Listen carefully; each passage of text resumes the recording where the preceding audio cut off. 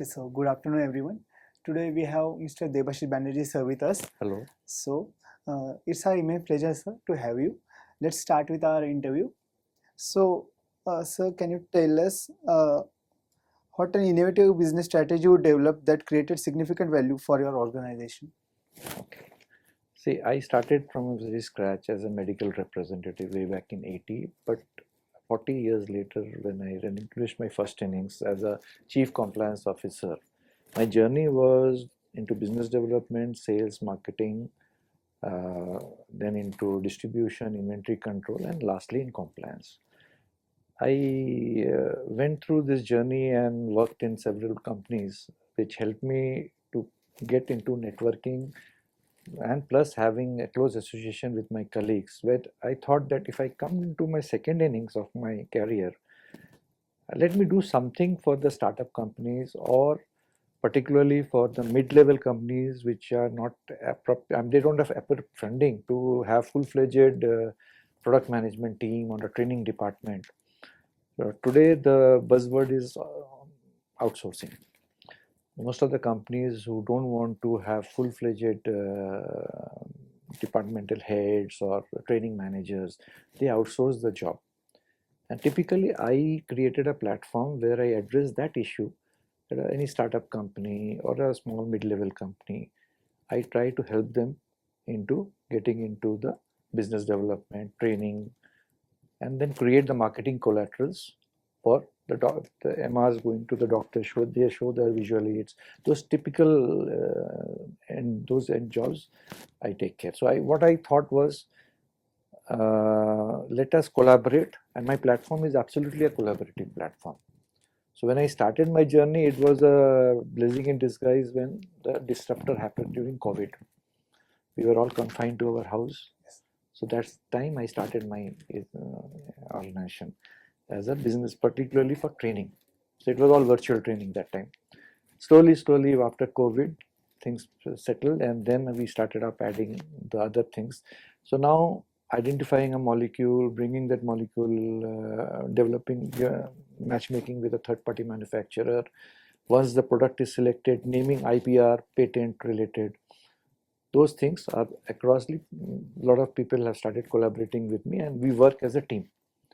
So whatever is my expert area in training and particularly in business development, I keep to myself. The rest of the things that comes in the way, all my other associate co-partners are there. I just give it to them and they take the project forward. In this journey, I came across, so I got like-minded people who wanted to join the journey. So now I am also into website management, online reporting, which are the basic things for starting an organization. Then the part was something on gifting solutions.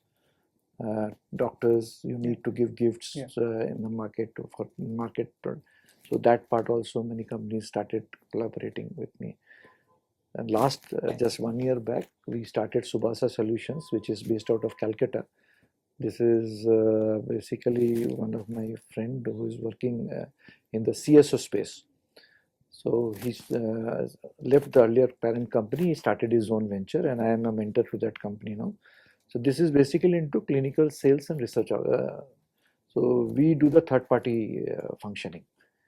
So the company can hire us, we can do a pilot project, we can do rural management, rural penetration, do up projects and give them adequate whatever they want as per the sales that they want.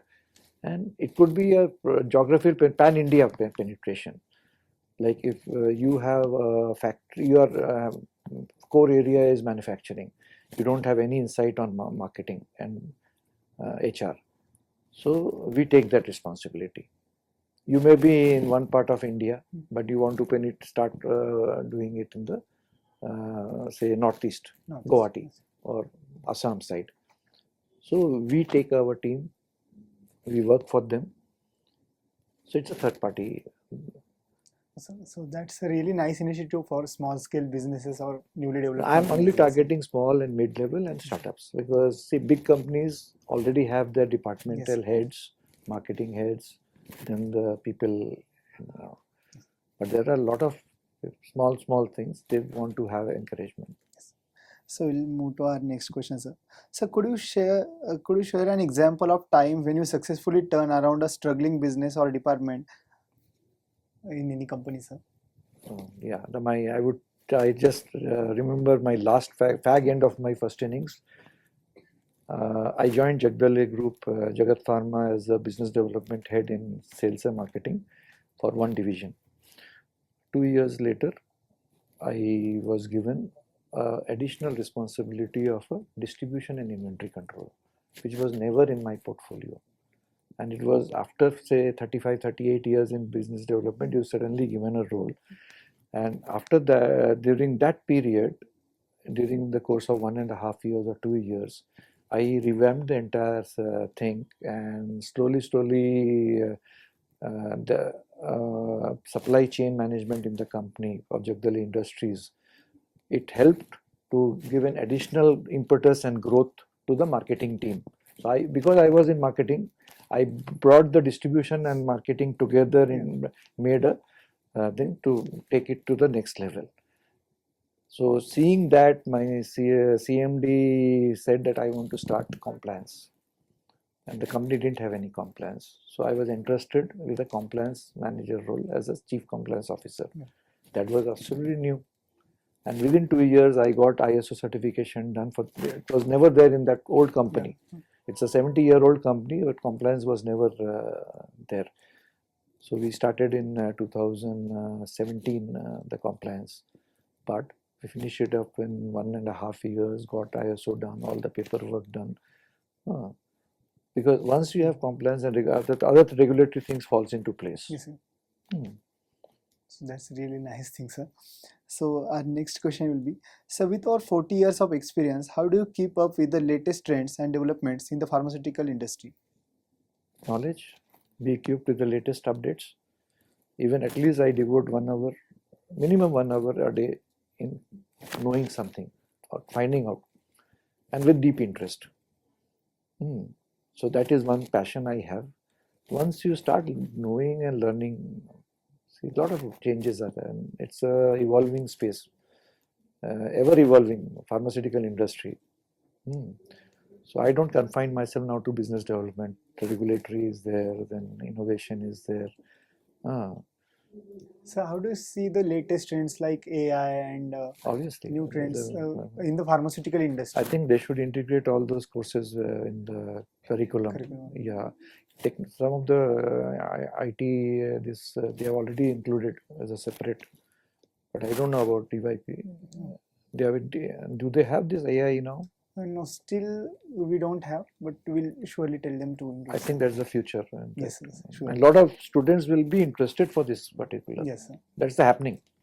Yes. So how you helped international companies enter in the Indian market, and what strategies were particularly effective in this market? International companies, I don't think so. I have done much of a project, but yes, if something comes, I give that lead to my colleague, even, and they take it forward. Because when I go across, so that area I won't be able to. Okay, sir. So profit and budget management, how do you ensure profitability while adhering to budget constraints? That's a good question, because that's where your job is intact. Yes, sir. As a SBU head, you have to manage cost. Yes, sir. At the same time, deliver result. So the top line as well as the bottom line has to. You have to manage.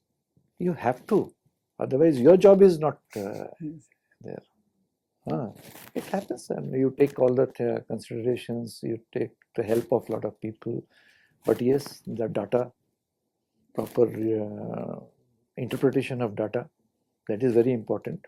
And today data is available in plenty, and if you can interpret properly, you can really redefine the entire this. Yes. And cut short the time. So also you have served on different positions in the companies. So how it helped you in this stage now to develop my consultancy is because of my 40 years of industry exposure. Yes, sir. I am thankful for my first company, Wokhart, where I started as a medical rep. I was just a postgraduate, MR, 20-year-old lad, going to doctors. I needed money, and I started with 450 rupees in 1980. 450 rupees. That's so nice. 1980. Yes. But passion to learn and to excel. Thank you, sir. Your words will encourage us in our future life also, sir. No, I always tell that young people should at least, whatever you don't leave it halfway. Yes. Do it with full passion. And you will succeed. Yes. That's it. Thank you. Thank you. Thank you. Thank you very much. Thank you.